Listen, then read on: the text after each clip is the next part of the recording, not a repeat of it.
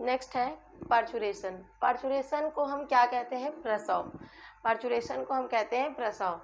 ये कौन सी क्रिया है? प्रसव है क्या चीज़? इसको जानने के लिए हम देखते हैं कि यह क्रिया गर्भधारण के 9 माह पूरे होने पर, मतलब कि जो गर्भधारण का पीरियड है 9 माह का, उसे हम गेस्टेशन पीरियड भी कहते हैं।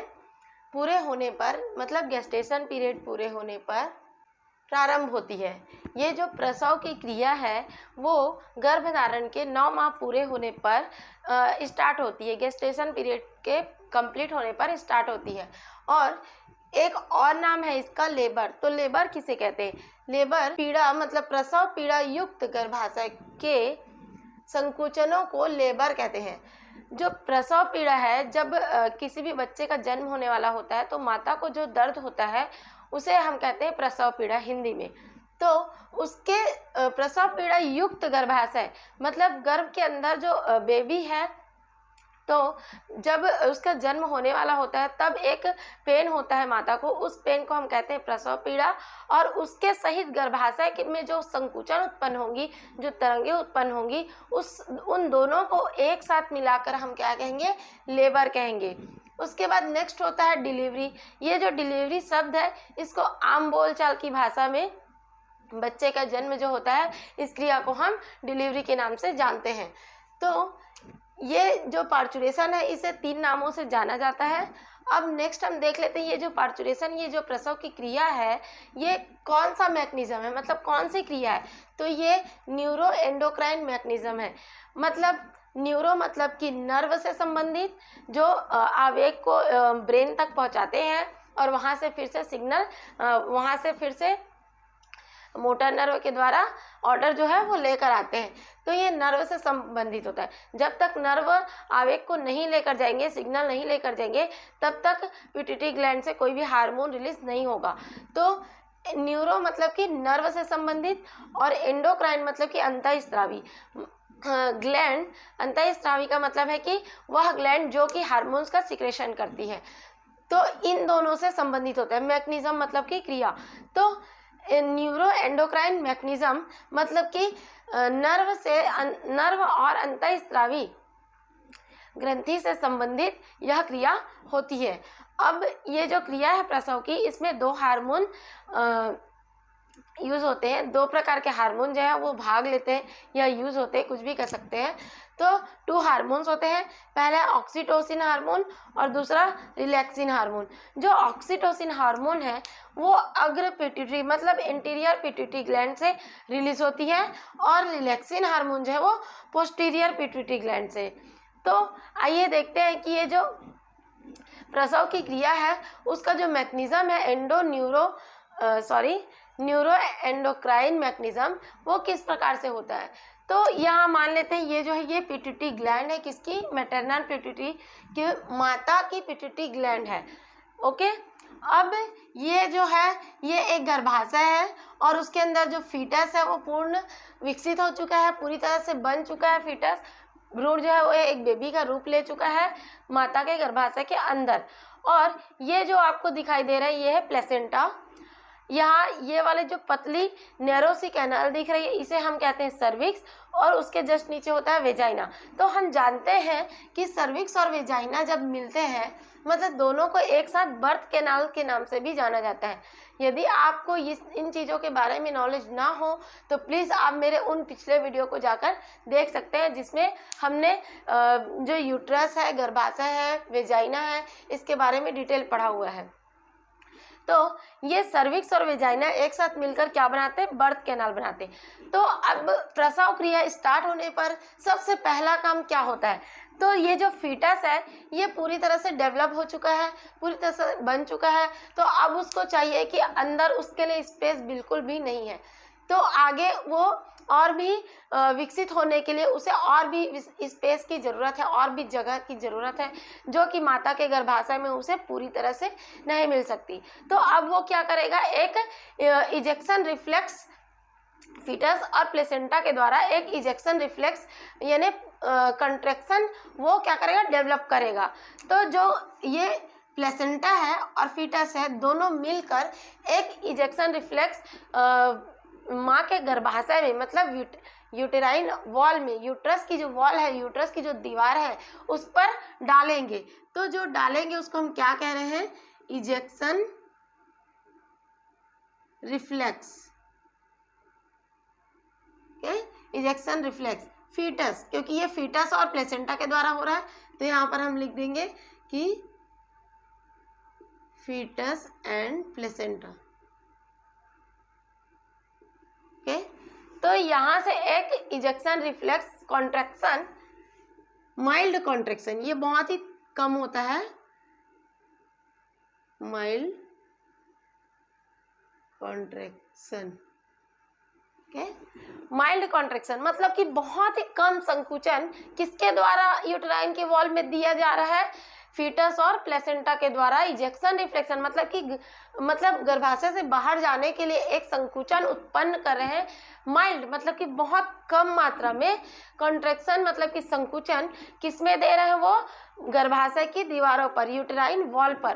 तो ये जैसे ही ये माइल्ड कॉन्ट्रैक्शन गर्भाशय की दीवारों में जाएंगे तो यहाँ से एक सिग्नल जाएगा। यहाँ से एक सिग्नल किस में जाएगा? मैटरनल पिट्यूटरी में, मतलब माता के ब्रेन में जो पिट्यूटरी ग्लैंड है उसमें एक सिग्नल जाएगा और वहाँ से प्लेसेंटल वहाँ से फिर माता के गर्भाशय में ऑक्सीटोसिन हार्मोन, मतलब ये जो पिट्यूटरी ग्लैंड है वो सिग्नल पाते ही क्या करेगा? ऑक्सीटोसिन हार्मोन रिलीज करना स्टार्ट करेगा। तो यहाँ पर ऑक्सीटोसिन हार्मोन क्या है? रिलीज हो रहा है। कहाँ पर? माता के गर्भाशय में। अब जैसे ही ऑक्सीटोसिन, हम जानते हैं कि ये जो ऑक्सीटोसिन हार्मोन है ये संकुचन या कॉन्ट्रैक्शन को और भी तेज करेगी और भी बढ़ा देगी।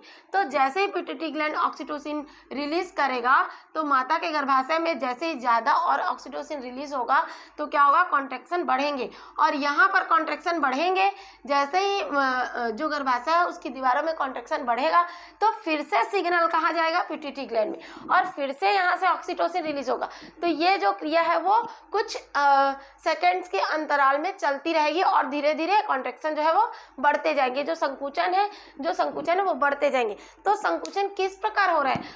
मतलब ये जो गर्भाशय की दीवार है वो कुछ इस तरह से बच्चे को पुश करती जाएगी, किससे? कॉन्ट्रैक्शन के द्वारा। जैसे ऑक्सीटोसिन रिलीज होगा संकुचन और तेज होगी, फिर और तेज सिग्नल जाएगा, फिर और तेज ऑक्सीटोसिन रिलीज होगा। तो ये जो क्रिया है, ये जो पूरी क्रिया है मतलब सिग्नल जाने का और यहाँ से ऑक्सीटोसिन रिलीज होने का, इसे हम कहते हैं फीडबैक,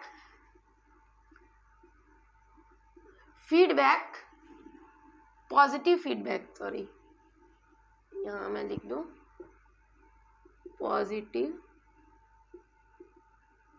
फीडबैक।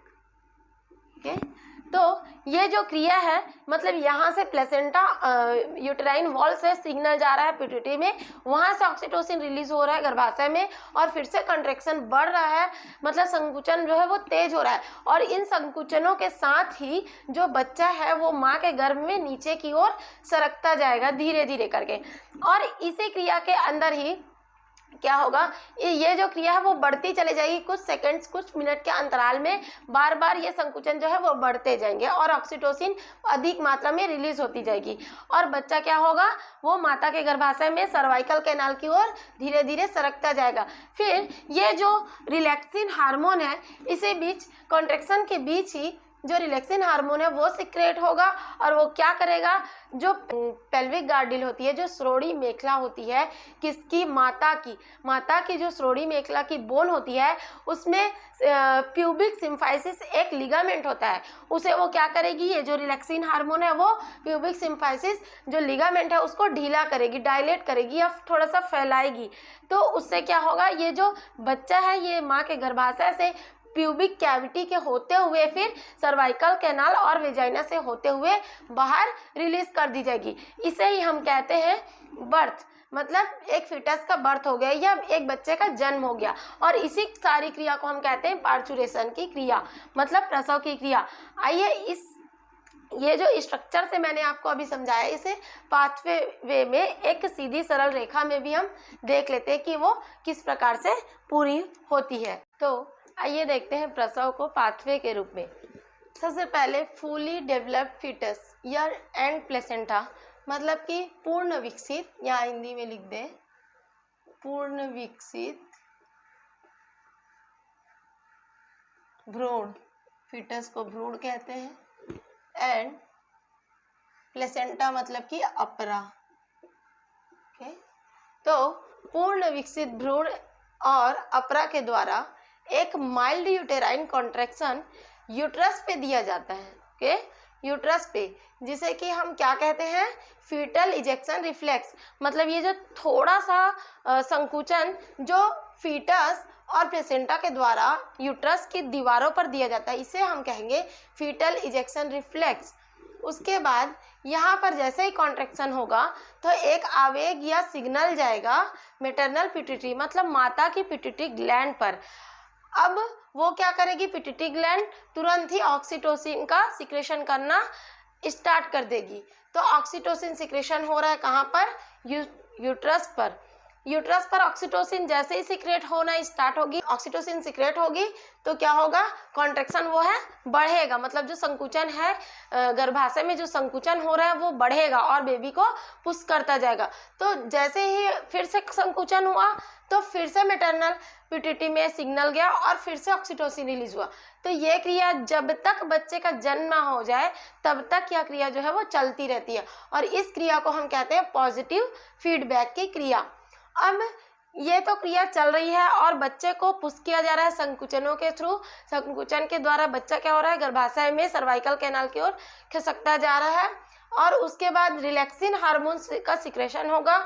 और ये जो रिलैक्सिन हार्मोन है वो पेल्विक गार्डिल, मतलब श्रोणि मेखला की जो बोन होती है माता की, उसके प्यूबिक सिम्फाइसिस के लिगामेंट को, उसमें एक ज्वाइंट होता है प्यूबिक सिम्फाइसिस नाम का, जिसके लिगामेंट को क्या कर देगी, ढीला कर देगी, ताकि वो थोड़ा सा वो जो स्पेस है वो फैल जाए, और जिससे कि जो बेबी है वो सर्वाइकल कैनाल और वेजाइना से होते हुए बॉडी से बाहर रिलीज कर दिया जाएगा और फीटस का बर्थ हो जाएगा, मतलब बच्चे का जन्म हो जाएगा। तो ये जो पूरी क्रिया है इसे ही हम पार्चुरेशन की क्रिया कहते हैं। इसके बाद हमारा टॉपिक आता है कि लैक्टेशन